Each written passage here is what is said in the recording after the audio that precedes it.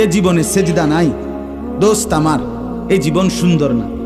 আমার ভাই, আমি আবারও বলছি, আমনে চাইয়েন ওই শুধু ওয়াজ হইছে অথবা হুজুরে মাশাআল্লাহ ভালো কইছে, এই বক্তাটা ভালো, সামনে বছরও ওনারে দাওয়াত দিও, অথবা এই বক্তার আওয়াজ ভালো, ওই বক্তার সুর বালা, আরেকজনের শিক্ষার বালা, এই দোস্ত এই সমস্ত কথা কোনো ফায়দা নেই।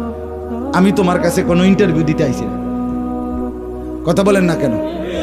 আমি কি এখানে ইন্টারভিউ দিতে আসছি?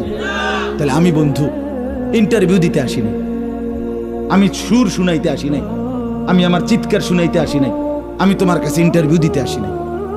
আমি আসছি খোদার কসম তোমার কলিজা জাগাইতে, তোমার বিবেক জাগাইতে আসছি, তামসা করতে না, তামাশা করতে। শুধু রসমি নিয়ম মাফিক একটা ওয়াজ হলো, আর আগামীকাল আরেকটা হবে, পরশু আরেকটা হবে, মাহফিলের সাথে